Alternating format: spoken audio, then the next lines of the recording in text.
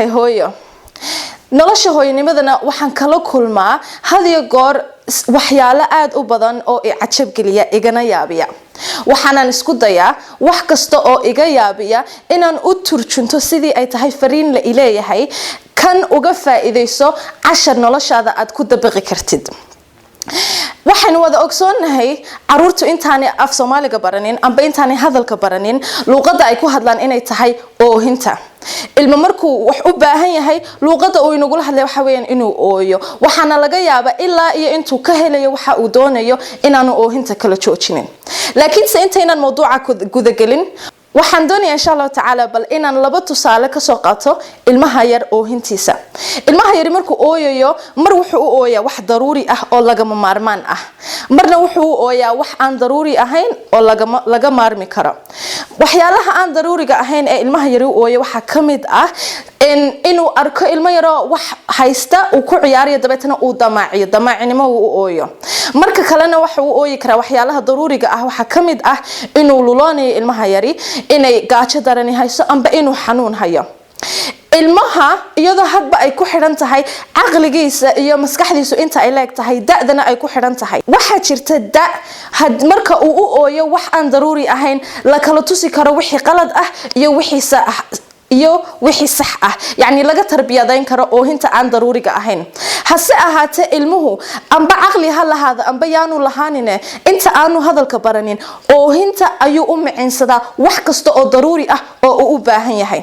sababtuna waa maxay sababtu waxa weeyaan ilmaha yar maskaxdiisu wuxun bay garanaysaa hal jid on jid labaad lahayn hal dariiq on dariiq labaad lahayn dariiqaasi waa maxay ilmaha yar ma garanayo hooyada cuntadii bay ku soo diyaarinaysaa ee yar sug ma garanayo ilmaha yar ma garanayo mala cunta ma bisla ma garanayo mala cunta ma taalo wuxun buu garanayaa halka jid ee ah waxbaan doonaya waa inaan hela sida ugu degdega badan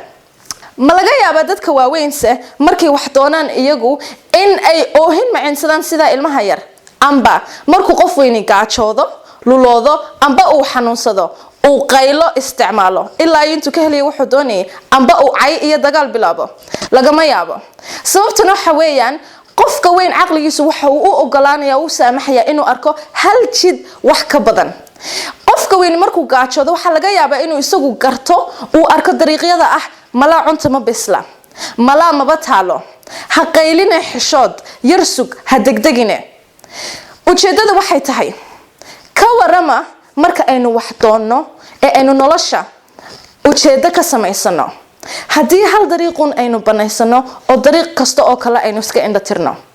ka waran hooyada ilmaheeda waxbarasho u doonaysa ee u awoodi weyda marka ay u tagto dad caawiya si ay ilmaha yar mustaqbalkiisa u kafaalo qaataan ee laga yaabo inay dhowr qof ku gacan saydiyaan ka waran hadii ay jid kasta oo kale iyo caqabad kasta oo kale la soo darsi karta iyo dadka ku gacan saydiyay hadii inta iska indhatirto hal meel ay diirada saarto halka meel oo ah ilmaha yar mustaqbalkiisa ka waranka inaga midka ah ee ka zaahida adduunyada ee cilmiga maadiga ah ka zaahida adduunyada dhalaalkiisa dhan ka zaahida ee doonaya inuu aakhiro u huro waqtigiisa oo dhan iyo cilmiga diiniga ah ka waran marka ahalkiisu ay ka hor yimaadaan amba ay dadku la yaabaan hadii uu waxyaalaha soo dhan jidadka oo dhan hadii uu iska indhatiro dariiq kasta oo kale u banaan oo ah inuu ku noqdo cilmigii maadiga ahayd oo ah inuu dadka araadooda raali geliyo ka waran haduu dariiq kasta oo kale iska indhatiro oo uu dariiqa guushiisa ku jirto dariiqa uu doonitaankiisa ku jirto focus diirada saaro ka waran marka mid inaga mid ahi uu doono inuu qabto wax ilaahay raali ka yahay laakiin bulshadiisa iyo qoyskiisu ka soo horjeestaan caqabado badanna laga yaabo inay kala soo darsan hadii uu dariiqooyinka kale oo dhan dariiqa ah caqabada dariiqa ah la yaabka dariiqa ah ka soo horjeedsiga iyo ka hor imaatinka bini'aadamka hadii uu qofkaas intuu iska indhatiro uu diirada saarto kaliyaata hawshaas uu doonayo inuu dhameystiro sidii uu u dhameystiri lahaa laakiin waxa laga yaabaa markan aan anigu idin leeyahay ka waran sidan inaanan ka warhaynin caqabadaha aad maraysaan inta ay leeyihiin iyo dhibaatooyinka idin kala soo darsaya doonitaanadiina sidaad u xaqiijisan lahaydeen laakiin se waxaan ka warhayaa hal mid kaasoo run ahaantii inaad wax qabsataan sandullaba idinkaga dhigaya. taasina waxa weeyaan waxaynu nahay ummad marka xarig kasta oo kale oo aynu cuskano oo adduunka korkiisa yaala inoo go'o haysta xarig ay cuskadaan weligiina aan go'aynin, halka ummad kasta oo kale caalamka ku nool oo aan muslimiin ahayni xarig kasta ay cuskadaan uu yahay mid u go'aya.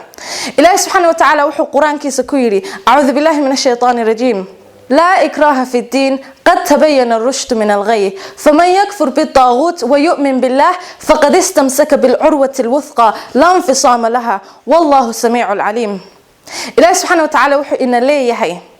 فمن يكفر بالطاغوت قفك كقالوبة وحكستو إله سكذي لعابده ويؤمن بالله إلهنا آمنا فقد استمسك وحو قبصدي العروة الوثقى كنت انتي أدكيد لا انفصام لها أنقو إتانك لهين.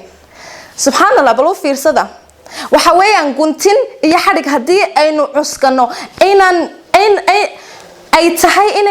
inaynan helinba wax kale oo run ahaantii in cabsi geliya. marka subhanallah ilaahay subhanahu wa ta'ala inta kumu koobina wuxuu yiri wallahu samii'un alim.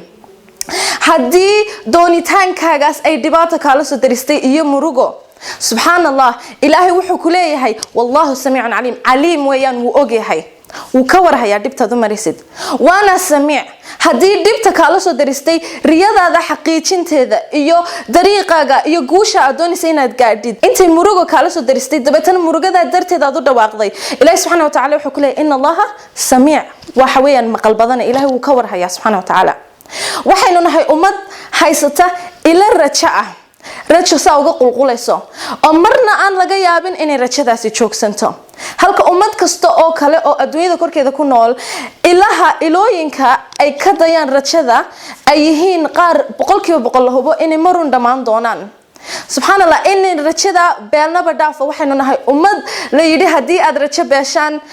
waxaad tihiin qaar gaaloobay. ilaahay subxaanahu wa tacaala wuxuu aayad kale ku yidhi إنه لا يأس من روح الله إلا القوم الكافرون كما قوستو رحمة إلهي إلا القوم الكافرون قوم قالوا بي مو يعني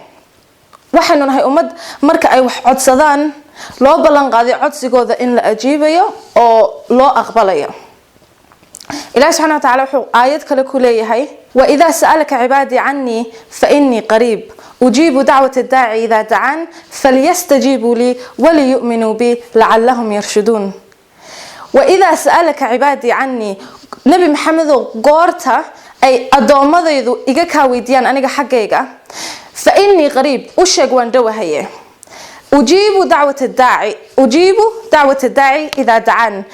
وان أقبل أو وان أجيب يا دعوة الداعي كباقي يرمديسة كدعاء يدعاء إذا دعان لكن وقورته أي دعاء لكن إذا يوحوا الرعية فليستجيبوا لي أنا هاي أجيبن أو أمر كي هالرعين وليؤمنوا بي هني آمنين لعلهم يرشدون. سبحان الله دباتوين هدي إن قال كل من يعرق لضوء inoogu muuqda inaynan ka gudbi karahayn marka aynu halka dariiq banaysano. waxaynu haysanaa Rabbi subhanahu wa ta'ala inoo balan qaaday hadii aynu wax weydiisano amba hadii aynu dhankiisa u baaqno inuu ina ajiibayo shaki la'aan. laakiin Ilaahay subhanahu wa ta'ala muxuu raaciyay falyastajibu li aniga hay ajiiban wal yu'minu bi hanay aaminan. ma kula tahay adigoo macaasi ku jira amba inagoo macaasi ku jirna oo Ilaahay subhanahu wa ta'ala hadiyo goor waxyaalo cad gelinaya faraha kula jirna inaynu isweydiin karno maxaa ducadeena la inooga aqbali laayahay mise maxay waqtiyadu ciriiri inoogu noqon mise maxay waqtiyadu ciriiri inoogu noqdeen ee ay wax inoogu suurta gali waayeen. laakiin haddana u fiirso waa caadi waayo xataa kuweena macaasida ku jira ayaa Ilaahay subxaanahu wa ta'ala aayad kale wuxuu ku leeyahay قل يا عبادي الذين أسرفوا على أنفسهم لا تقنطوا من رحمة الله إن الله يغفر الذنوب جميعا إنه هو الغفور الرحيم. قل وحتى هذا يا عبادي الذين أدومضيذا الذين أسرفوا على أنفسهم كحد قد بين فهو ذي وهي مركين معاسي سميننا نفتين بين حيالنا إله سبحانه وتعالى حبكم ميالنا لا تقنطوا من رحمة الله هكقوصنين رحمة إلهي إن الله يغفر الذنوب جميعا إلهي هو دافع ذنبي ذا أوردن إنه هو الغفور الرحيم إلهي ودنبي داف بدنه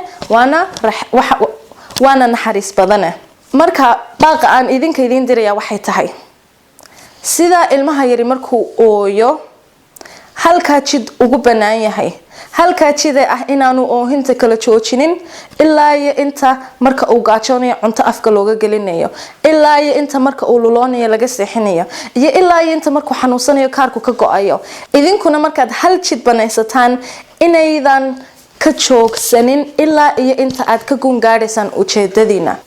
dabcan waxa haboon marka ugu horeysa inaad ilaahay kala kaashataan waxaad sameeynaysan dabeetana talada isaga u dhiibataan baaqan marka idinka idin soo diraya wuxuu yahay sida ilmaha yari marka uu wax doono sida ilmaha yari marka uu u gaajoodo aanu u aamusin ilaa iyo inta cunto afka looga gelinayo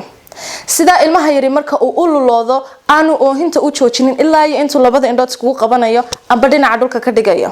sida aanu ilmaha yari oohinta u joojinin marka uu xanuunsanayo ilaa iyo inta dawo looga helayo amba kaarkiisu ka joogsamayo idinkuna inaydan ka joogsamin riyadiina hamiyadiina iyo go'aanadiina iyo wax kastood hiigsanaysaan ilaa iyo inta aad ka gungaadhaan fariintan waxaa idiin soo gudbiyay barnaamijka iftiinsha waa walaashin Maryam Ibrahim Cabdiraxmaan oo idinkaga tagaysa sidaas iyo assalaamu calaykum waraxmatullaahi wabarakaatuh